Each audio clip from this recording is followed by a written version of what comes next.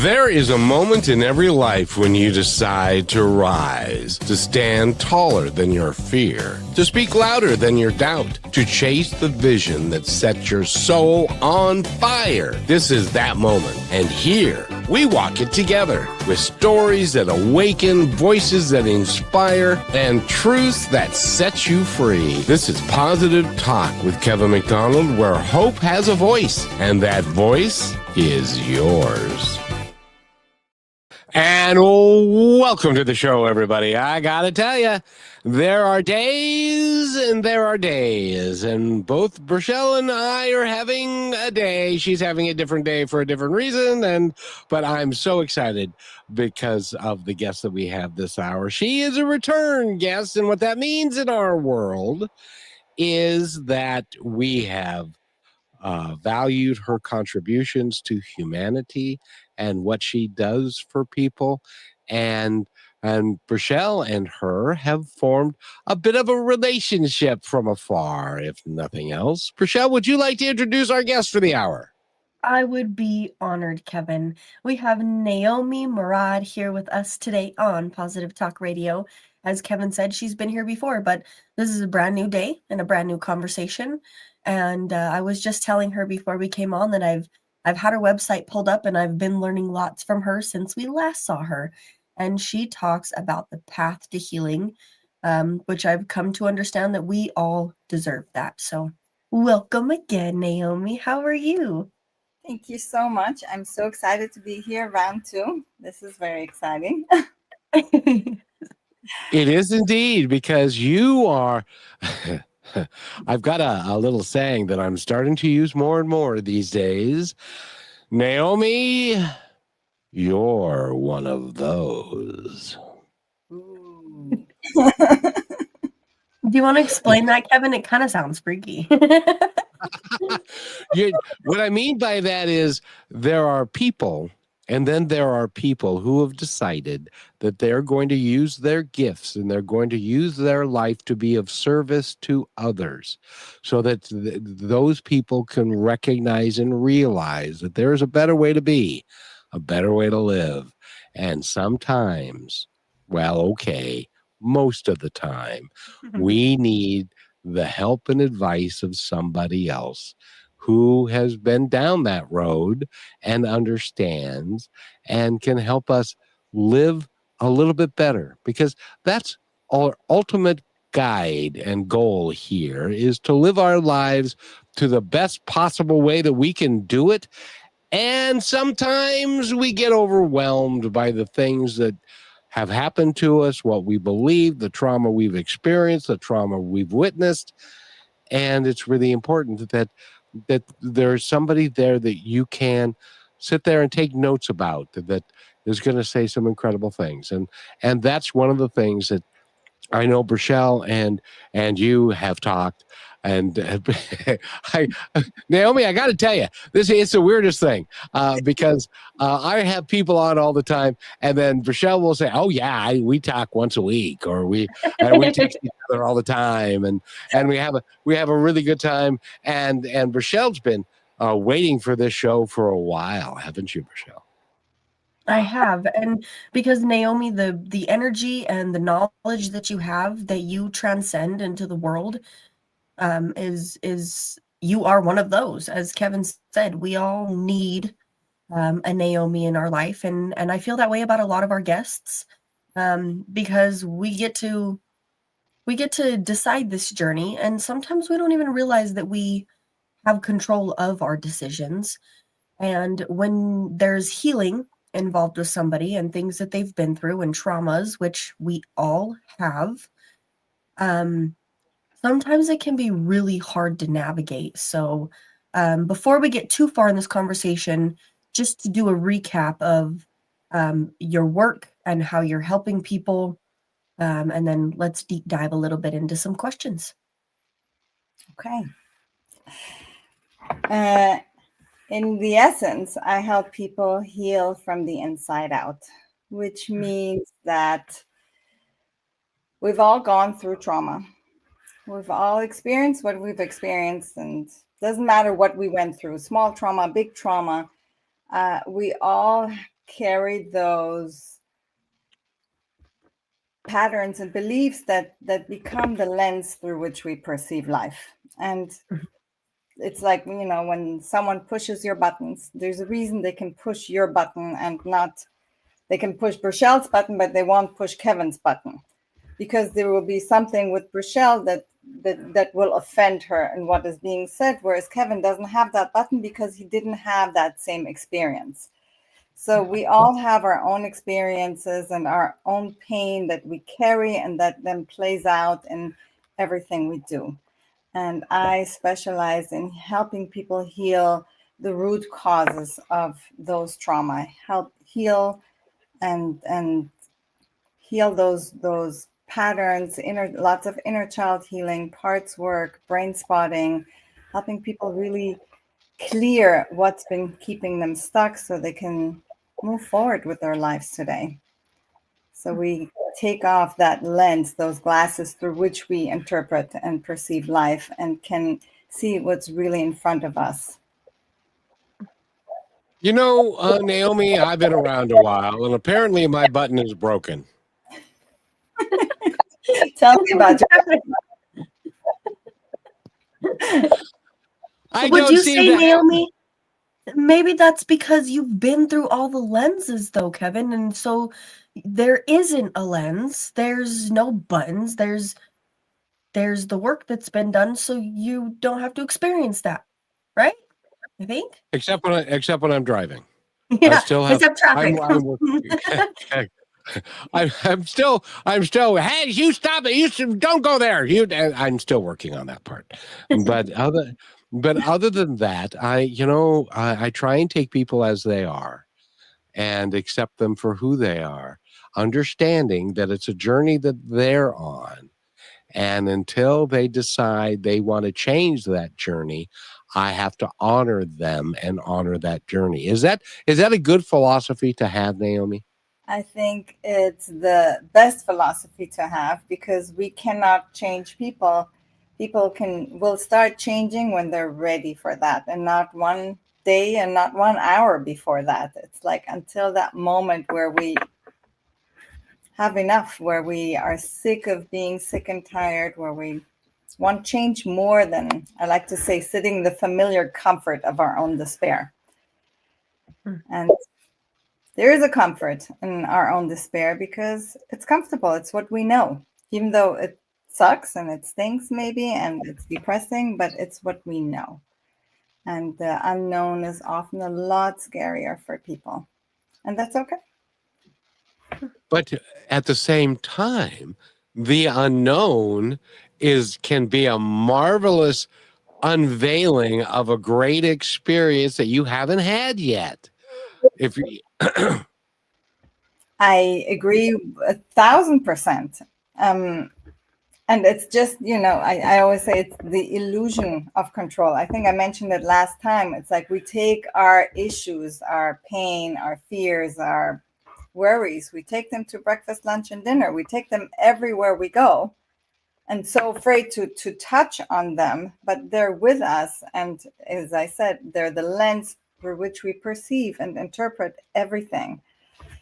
So people think that by not touching the pain, it's not going to get worse, or they're just afraid of what they're going to find out. But the pain is there.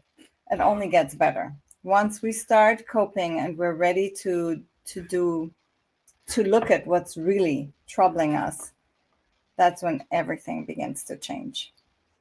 And I think So one of Naomi, these. tell me, is there, when people are moving through the cycle, you said we take it to breakfast, lunch, and dinner. As we're working through these things, correct me if I'm wrong, they don't just disappear from all of that, but maybe they're not there as much. Our awareness begins to change.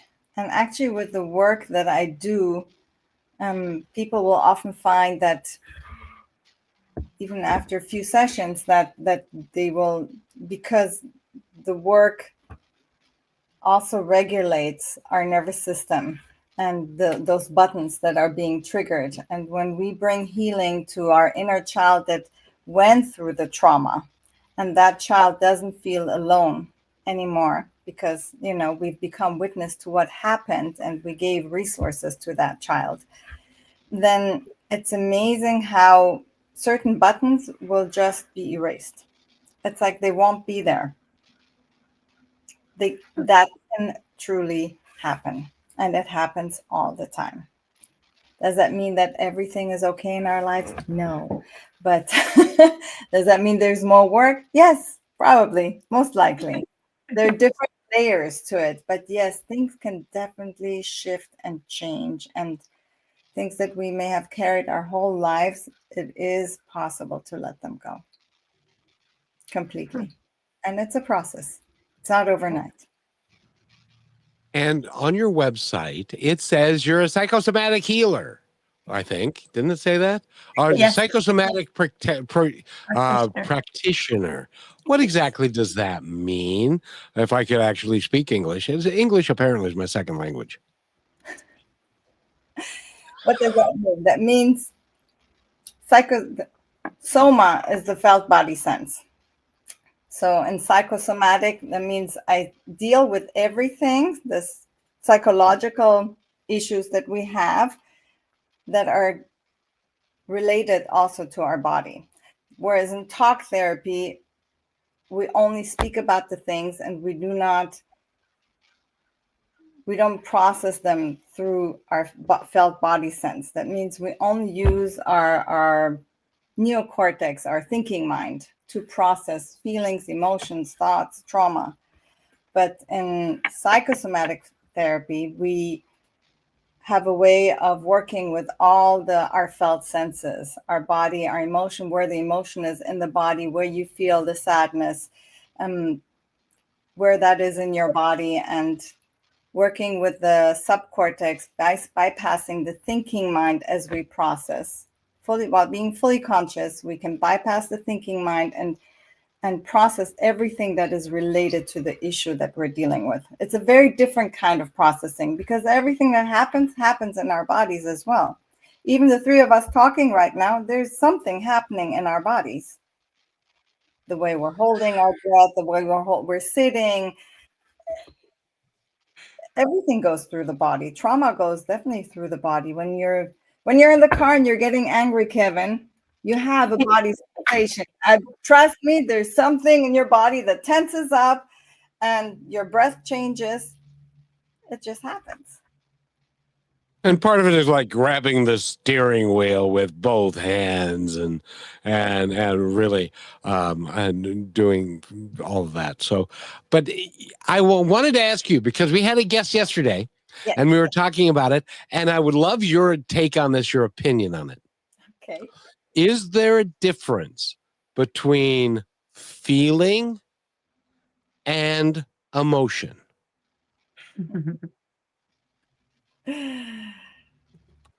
I've been thinking about that question many times.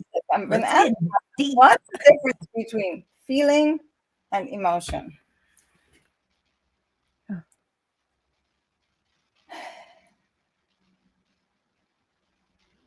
I don't know if I can really answer that question. I can say I have a feeling about something, but it's the emotion that's driving. I don't know. I would be lying if I had the exact answer to that question. Well, remember, Kevin, how he said something about intuition and something else? Do you remember? Yeah, feeling is a product of your intuition, and emotions are being driven by the feelings created by your intuition sometimes. Is I think is kind of how he explained it. Or they're totally separate. You could be a very emotional person and not necessarily activating your feelings about a particular issue or thought that then can change what your emotions are. So emotions are more reactive and feelings are more proactive, if that makes any sense. I'm not even sure what I just said. I'm going to have to play that tape back. The emotion is more reactive and the feeling is more, I think, is more from our thought. Yes. Yes, that I agree. Well, and Naomi, as we're talking about this process. Oh, okay, fine. I'll save my question because I want to have it limited because it's been on my mind since before we started the show. So I'm going to let Kevin take us to break, and then we'll continue. Stay back everywhere, everybody. This question is going to be dynamic and wonderful when we come back. Don't take the time to forget it, Rochelle. It's just a minute and 2 seconds, and we'll be right back. Here's another point to ponder from Positive Talk Radio. What is the easiest thing to justify? It is a small transgression. The one no one will ever see, no one will ever know. The tiny exaggeration on the expense report. The extra minute you took on your lunch break. The packaging you tossed in the wrong recycle bin because it was closer. In those moments, the question isn't, will I get caught? The question is, will I know? It isn't about avoiding punishment. It's a silent agreement you make with yourself when you choose to do the right thing. To return the wallet. To fix the mistake. To respect the empty space. You aren't impressing the world. You're earning your own respect. That small choice, made entirely in private, is how you build a life you never have to look away from. The only audience that matters is you.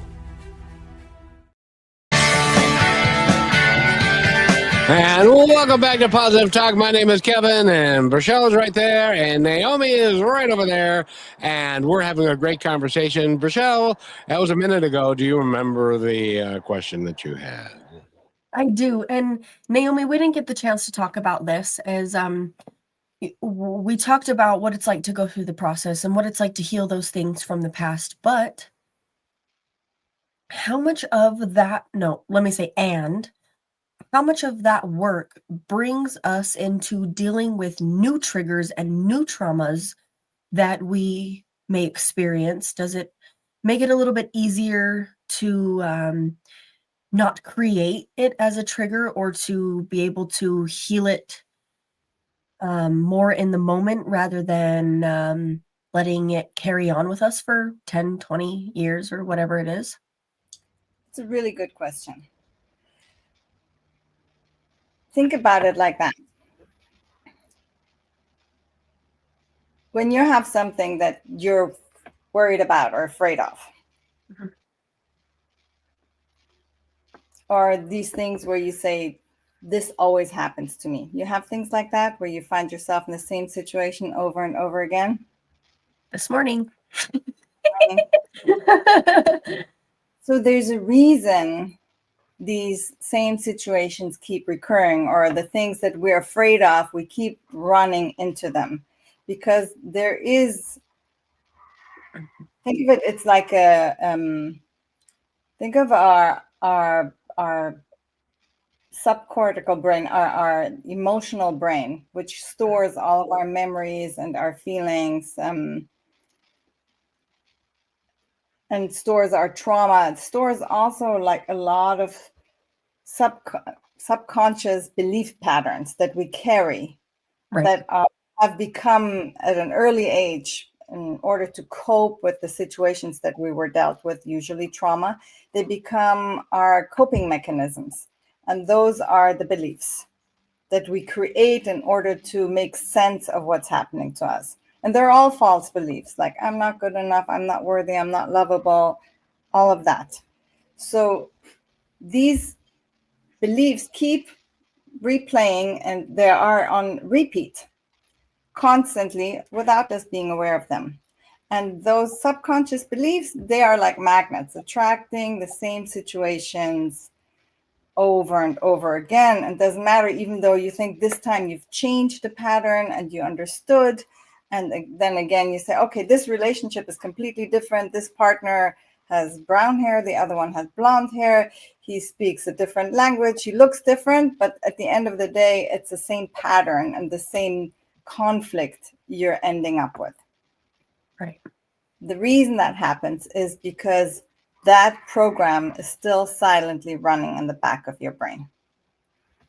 And until that program doesn't get processed and healed, and the situations where this programming was created like last time I think I spoke about, it's like capsules frozen in time and space. This is like the trauma capsules that we carry.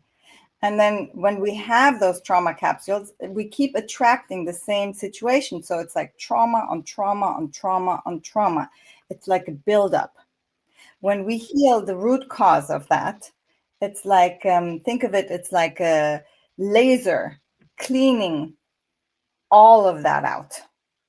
That means when we heal the root cause, all of the trauma that came afterwards, it loses its charge. It will be like a memory of something that happened, but it won't have the charge of the pain and aggravation and frustration and anger and everything that comes with that. So most likely you will not have, you spoke about new trauma, when that new trauma doesn't have a charge to sit on, it will not attach the same way as before. Yeah. Maybe there will be other things surfacing that are still there, but once you clear that out, even the new trauma has lost its charge. It will just be something that happened, but it won't have that pain connected to it anymore. Yeah. It's You know, like flipping over the battery or the magnet, my bad. You know how it takes the negative and the positive to attract each other. When that's not there, it just bounces. Beautiful. Love that. Love that Okay. image. Yes. I learned from you and I love it. Well, and Naomi, you need to help me here because there are people in our audience, and some of them are sitting here talking to you, me maybe, and we think, okay, I was dating this person. I didn't like what this person did because they reminded me of that. And so I'm going to date somebody different. I'm going to find something that's completely different. And then we get into it and we find out it's the same damn thing, only a different suit. And we can't figure out how the hell did that happen? I thought I knew better. Yes. I see a lot of people doing this in parenting with their children. Yes. Good point. Like, you don't want to be like your parents, but unless you change the pattern, you let go of your own trauma with your parents, you will just automatically repeat. Like, we're constantly on repeat. It's true. It's like, unless we break this pattern and heal that repeat cycle, it's like a hard disk. Think of our brain, like our emotional brain, like a hard disk, and everything that's there is stored there for good. We think it's for good. And that's, you asked about psychosomatic therapy. What's the difference between that and regular talk therapy? And when we work with the body, we have access to what's stored in that hard disk. And that's when we can begin to break down what's been sitting in that hard disk and just won't budge. It won't move because our logical mind doesn't have access to that. And it doesn't know what to do with that. I got a question. Well, first of all, Naomi, we have a regular listener who has a program in Kenya, and I'm going to bring him up here because he loves you and he loves Brichelle and he puts up with me. And Brichelle, would you read what Samuel has to say? Hi, Samuel. We love you. Thank you for joining today. He says, greetings, brother Kevin McDonald and sister from another mother, Brichelle. That's a new one. And guest Naomi Morad, watching and listening to you live from Kaiberia slums, Nairobi, Kenya, with my team here in Kaiberia Restoring Hope Center, preparing for tomorrow's weekly feeding program. God bless you for bringing this favorite show. Samuel, we love you, and thank you for being here on this day. This specific conversation that we're going through with you, Naomi, is I feel like a little more prominent to everybody, no matter where they're at, for Samuel and all these kids as well, because in certain places and in your life, you don't know what's available and what can help you. So I'm glad we get to be that. And Kevin, you had a question. I really would like to understand if there is any understanding. Now, this is multi-generational. My father and mother had a particular parenting style. My dad was very stoic and didn't talk a lot. And so as I was growing up and I was a little rambunctious kid, I ended up in my room a lot because he didn't want to deal with it because he didn't want to deal with me. And so I made the conscious decision that I was going to be much more talkative with my children and try and help them through all the things in life that they were going through and be very, as a matter of fact, at one time, my former wife said, "Would you just shut up?"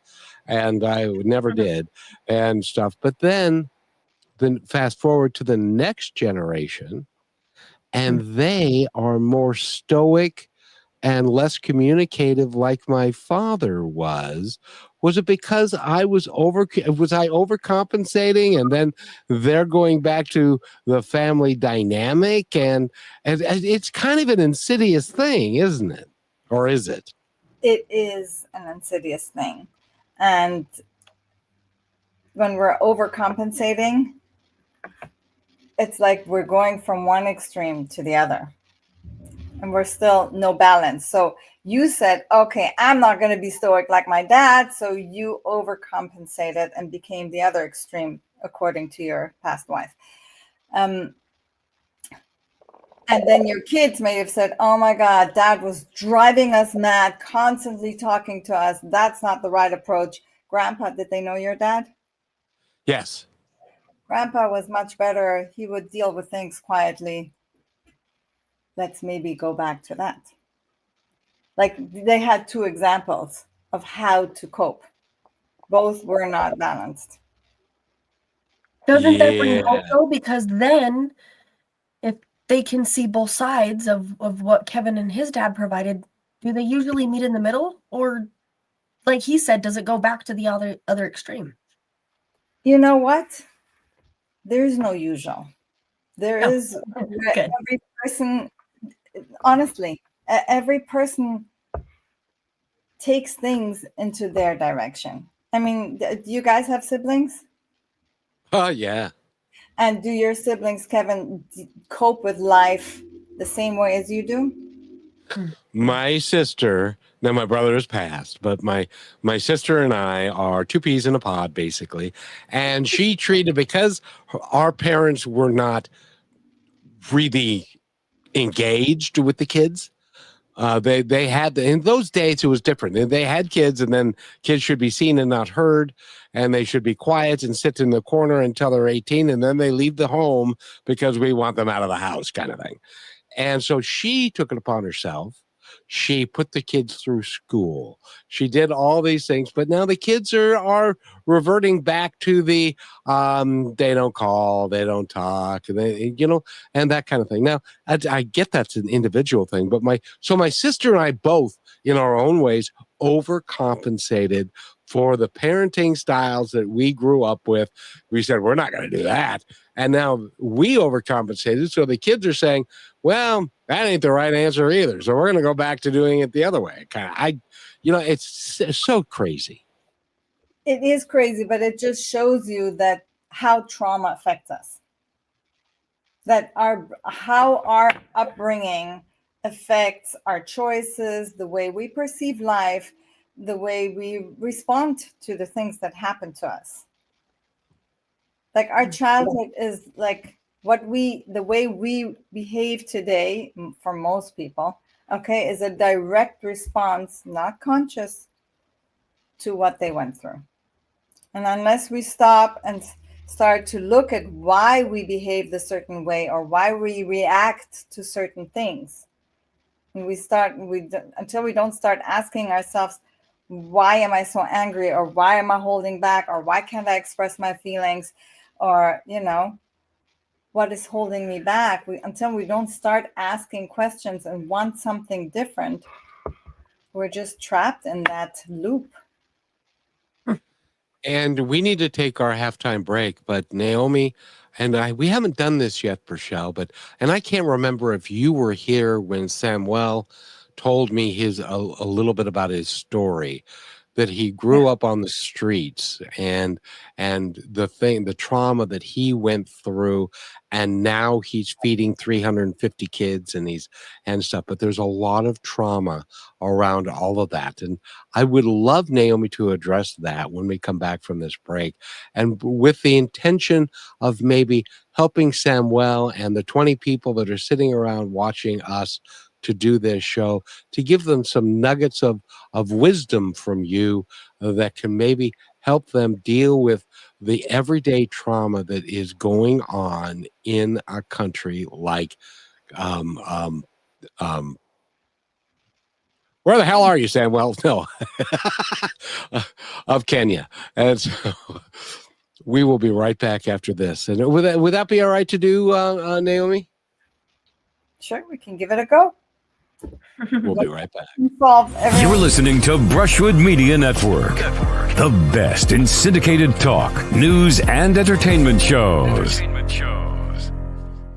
Are you looking for your daily dose of inspiration? Stay connected to all your favorite shows, music, and news with the Brushwood Media Network app. From Positive Talk Radio to Greatest Vibes Unplugged and so many more uplifting voices around the world, everything you need is right in one place. It's easy to use, too. Always available and designed to keep you inspired 24 hours a day. Go to brushwoodmedianetwork.com and download the app, and you will always have Brushwood Media available on your smartphone. Download it now and make inspiration and music and conversation part of your everyday.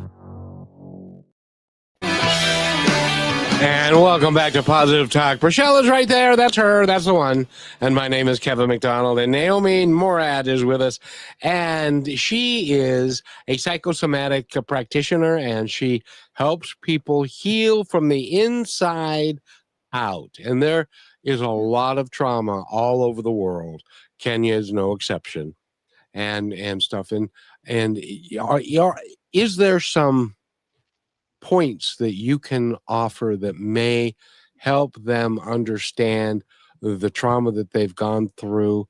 And Samuel is working to work through that, as is his team.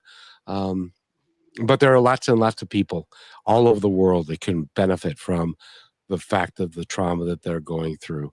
I would love for you to talk on that a little bit.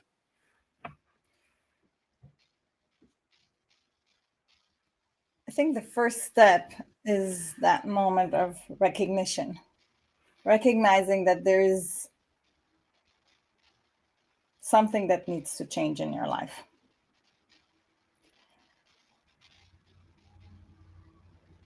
Many times it's easier to be on the defense, to blame the world, to blame your parents, circumstances, what have you, for your misery, for your pain, for the government. We can always find somebody to blame.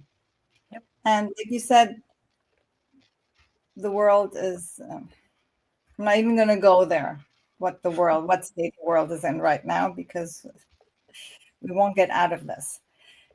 There's so much that many things and people and circumstances that we can blame and justify our misery. The point is, I think the key word here is justify why we're miserable. Because as long as I justify why I am in the place where I am, I don't take responsibility. It means it was done to me. I'm the victim. And we're all victims of something. We all are. We're all victims of things that our parents have done, even if for those who had great parents. We're all victims of different circumstances of how we were treated in school, or an earthquake that happened, or a war that broke out, or a government that threw us out, or it doesn't matter. We're all victims of something. The question is the challenges in our lives, they don't stop coming at us. But what can change is the way we cope with what happens. And the first step is recognizing that I have a choice in how I respond to the things that happen.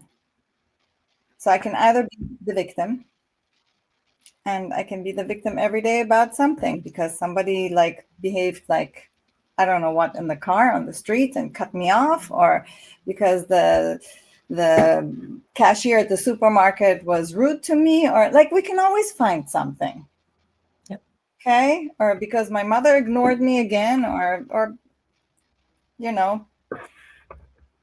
But at the end of the day, it's about taking responsibility and looking inwards, and that goes back to what I said before. It's taking responsibility for what's triggering me. What is this causing in me? And having to cope with my own feelings and emotions and my own pain, and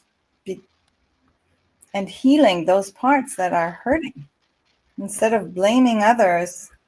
Just doing the inner work, because once I start doing my inner work, it's not about the outside world anymore. It's about the more we heal, the more aware we become of our responses, of our reactions, our behaviors, the less triggered we become from the less affected we are from what's happening outside. Rochelle? Yeah. So, Naomi, I'm thinking, yesterday I had my necklace break. It is something that Sacred to you. It is What was that? sacred to you. Yeah, like It's Kevin knows. It's I've had this necklace on, and even if the chain has changed, I've worn this necklace since I was 15 years old. So it's a way of keeping me grounded. And that was one of my first thoughts when I woke up this morning is I feel open, I feel accessed, I feel vulnerable without having that. And I chose that I didn't have to carry that on. I had calm energy, but crazy things have happened to me all day. And at the beginning of the show, I had this screaming voice in my head. Well, it was something I felt in my body. And I tried to replace the necklace. I went and asked my mom through this last break, hey, do we have another necklace I can put on? And we started the show with you, and it's like, take the necklace off, take the necklace off, take the necklace off. And I don't understand why that is, but it made me think how you doing the psychosomatic practitioning and how you talk about your body holding on to things in regular therapy. So we're working towards certain things in our mind, but our subconscious that is connected to our body and what it holds on to is still running in the background. Is this why people struggle so much when they say, well, I've gone to therapy and I've talked about it and I've done this, and this, but it's still inside? How do you transition that to allow their body to actually release it without their mind being like, okay, well, that's gone, because it's not.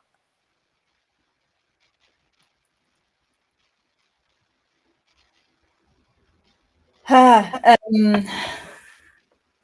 that was got a big question. There's like a few, you brought up a few things. Okay.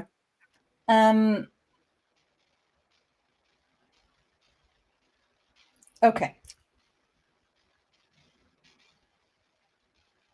I think today's world is very, especially the Western world, is very focused on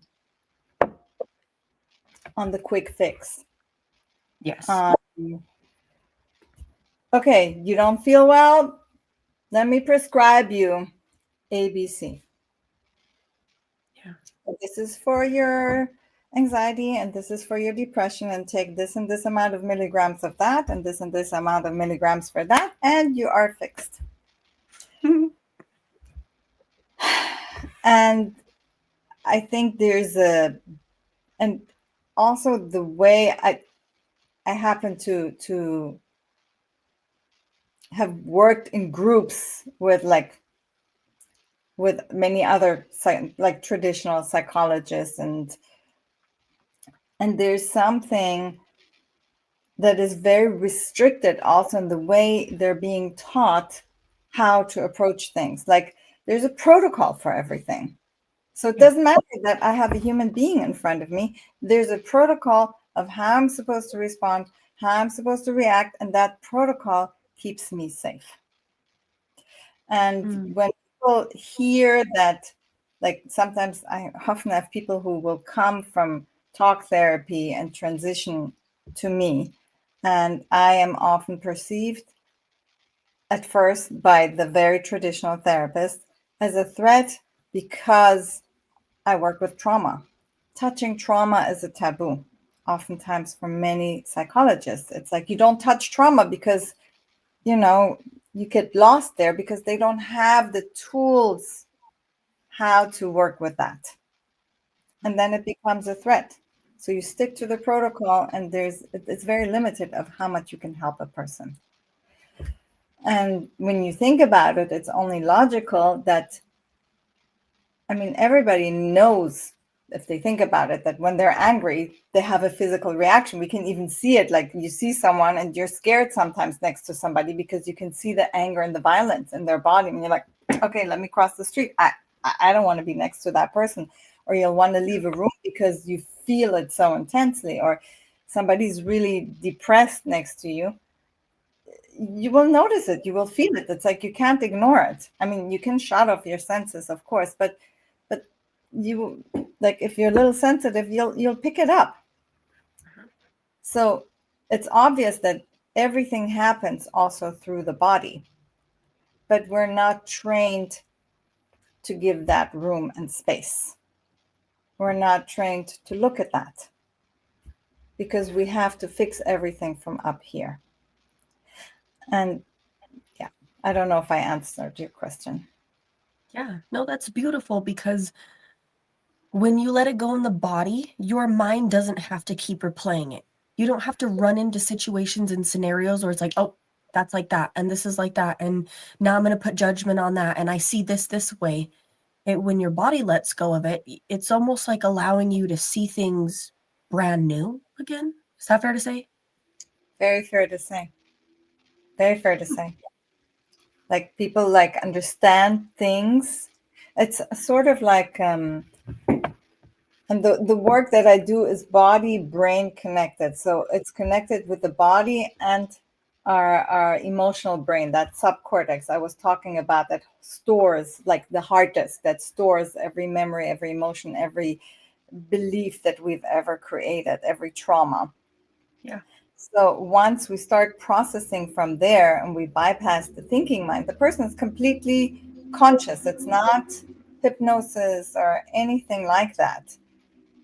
It's like penny dropping one after another. It's like people make connections in their neural pathways all the time, and their nervous system begins to regulate itself as they're processing.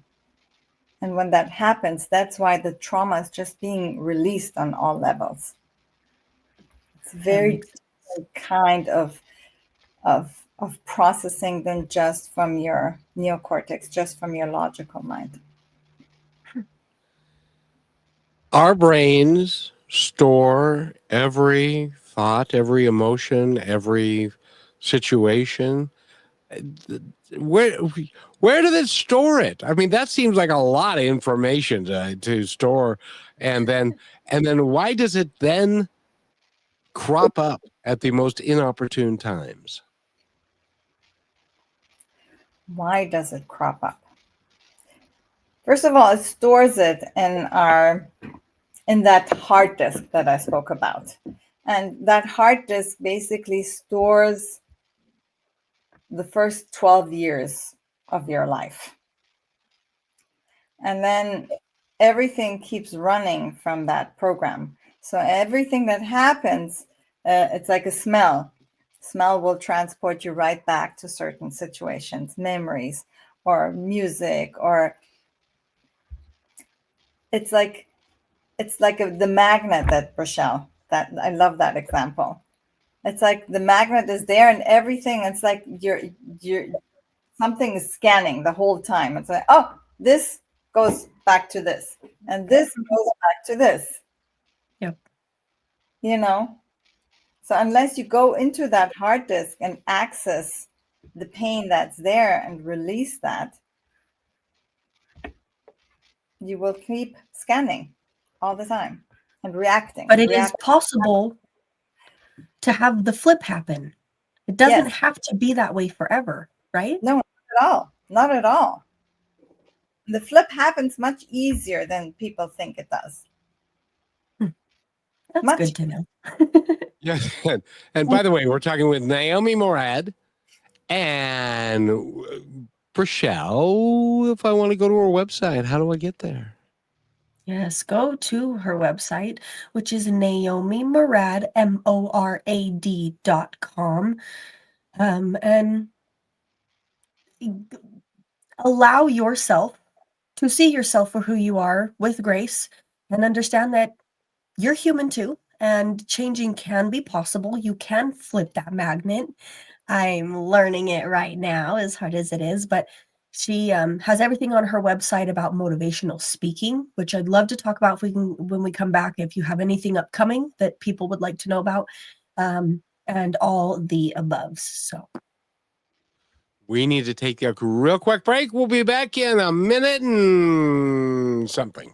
For way too long, we've allowed shadows to dictate our steps. Our clamor of division, the whisper of fear, and the harsh grip of hate. They've tried to define us. But this moment, this is our moment of truth. We remember who we truly are. Not just separate islands, but a vast ocean of shared humanity. We declare our independence from the narratives that have pulled us apart. We choose curiosity over judgment, empathy over indifference, understanding over accusation. This isn't about ignoring our differences. It's about celebrating the strength woven into our tapestry. It's about remembering that progress isn't built on exclusion, but on common ground. So let the banners of kindness fly high. Let the anthem of unity ring out. This is our declaration, our independence from what limits us, our freedom to truly connect. Because together we are stronger. And together we are free. And this declaration is brought to you by Positive Talk Radio. And welcome back to Positive Talk. My name is Kevin, and there's Rochelle, and there's Naomi. And Rochelle, would you care to continue? yeah, I'm just thinking about letting people know it is possible to make any changes and to change the reality of which we see through our lens. And Naomi, you've brought up so many times that it's okay for that lens to change. It's okay to work through that and give yourself a new opportunity. And I am inspired by Kevin every single day because he has worked through so many things that maybe only those lenses pop up sometimes, which is human. Hello. But it doesn't need to be there all the time with every decision, every feeling we have, and all those things.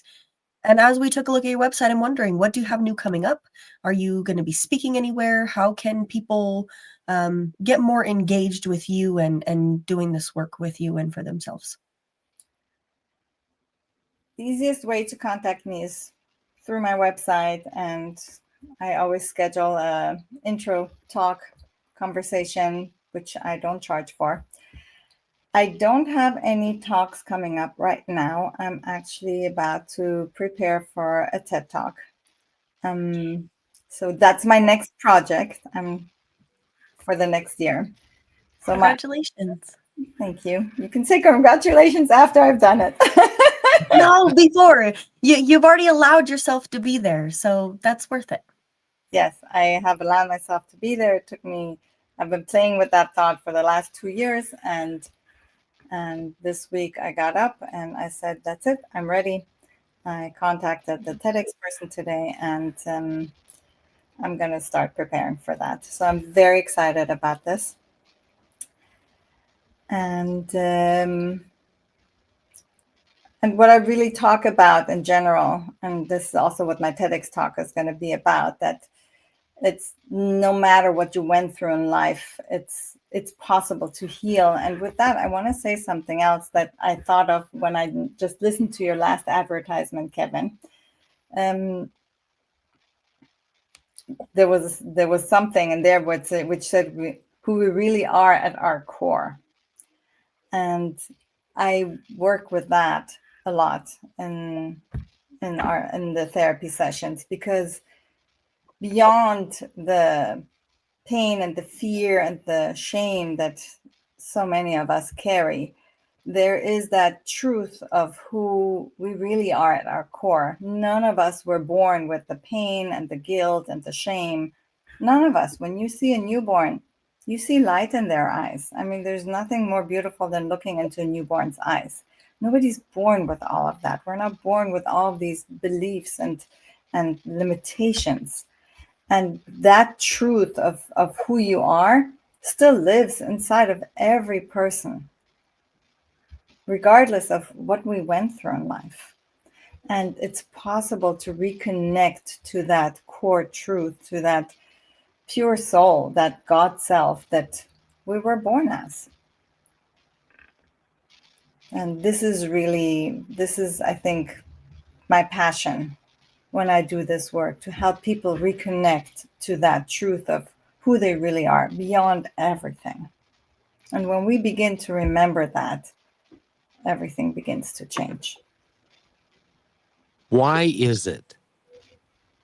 Well, I kind of think I know, but I got to ask this anyway, because there's somebody out there who says, so why is it, Naomi?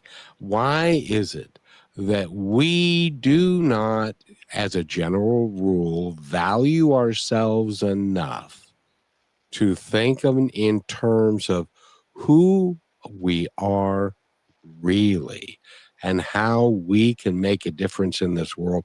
Why don't we think in terms like that? Because we're always thinking about all the trauma and all the other stuff that have befallen us, but we don't rise above it. Oftentimes, a lot of times we wallow in it, and that's self-defeating long term, and it leads to a life that is less than what the divine and what you yourself wanted it to be.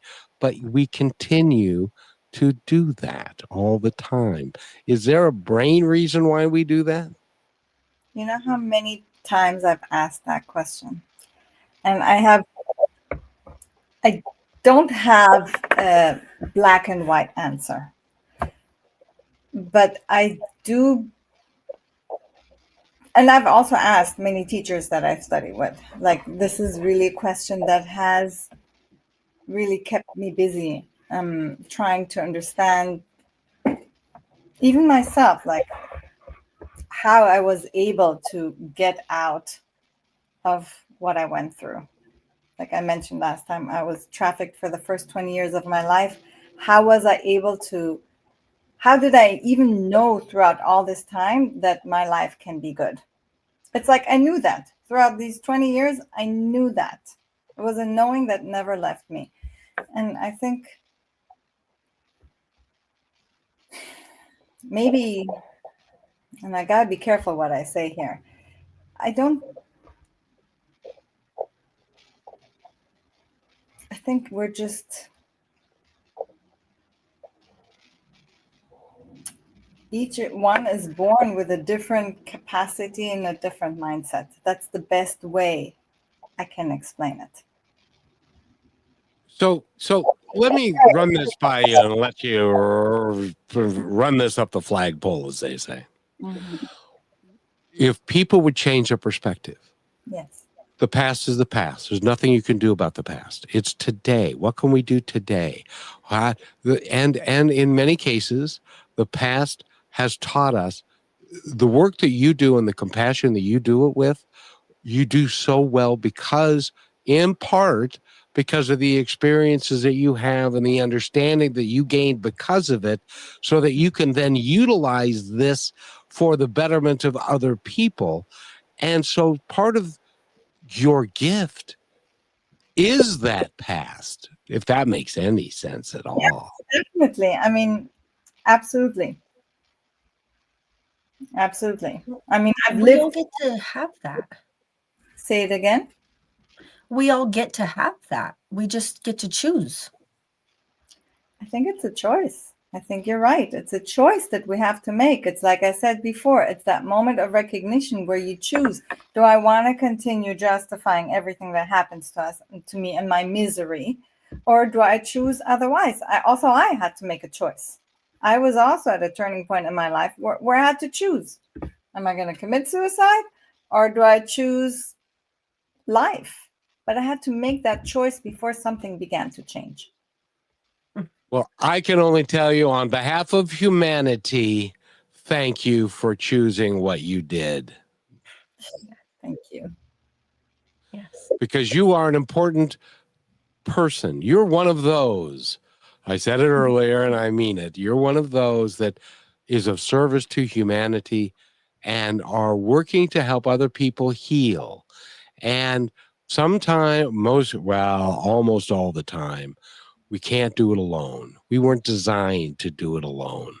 We do it with the help of others who have been down that road and have came out the other side. And that is you, my friend. Thank you. And so, Rochelle, I'm going to let you, I've talked enough. I'm going to let you take the show out and ask Naomi anything you want. Yes. So to close out the show, Naomi, thank you so much again for your time and your teaching and your understanding to people and meeting them where they're at. I think it takes somebody strong, like miraculously strong, to not only accept themselves, but accept other people. And we all can learn from you and the example that you've given us by choosing life itself. So go visit her website, which is naomimorad.com. Keep an eye out for this TED Talk. And I can't wait to have you back after, because of course, you have to come back again. Sorry. You don't have a choice. I'd really love to see how that TED Talk goes and keep us updated so we can let people know when that happens. But I'd like to give you the last 2 minutes, whatever is on your heart and in your mind, to share with us through, like, on the last day of this month where we get to celebrate the fact that we made it through another few days and months of the year. So the floor is yours, and thank you again so much for being here. Thank you.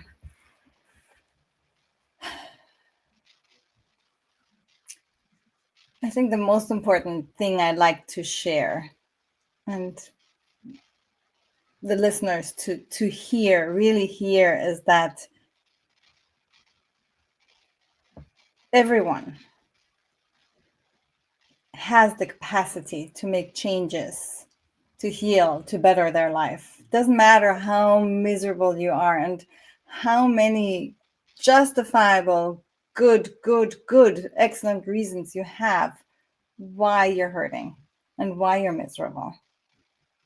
And with that, with every step that you take towards yourself, with every step of awareness, you begin to heal a part of you. And with each step of awareness, things begin to shift. And as you change, which is the most amazing thing, because when we so often wait for others to change, to recognize, to apologize, and we're stuck in that because we're waiting for them to come and rescue us, to say, I'm sorry, we did wrong or whatever. But no one can save you. The only one who can is you. And it sounds lonely, but it's so empowering. And it's true, because the choice is with you and only with you every moment of the day. And as you begin to change, everything around you begins to change. Circumstances begin to change. The people even that you have the most issues with begin to change. Yep. But the change begins with you. And it's worth it. every step of the way. Beautifully said. Thank you so much, Naomi. Thank you. Thank you for having me, both of you. I really appreciate it. You're an amazing woman, and thank you so much for being here. And go to naomimorad.com, and you can find out all about her. And go talk to her, because by gum, she's worth talking to. So thank you so much, everybody, for being here. And Michelle, I'm going to see you in a little while. Yes. Thank you, Thank everybody. you for being part of Positive Talk with Kevin McDonald, where stories inspire and voices remind us of what truly matters. May today's conversation give you hope, courage, and a reason to keep moving forward. And just remember, till next time, be kind to one another because each other's all we've got.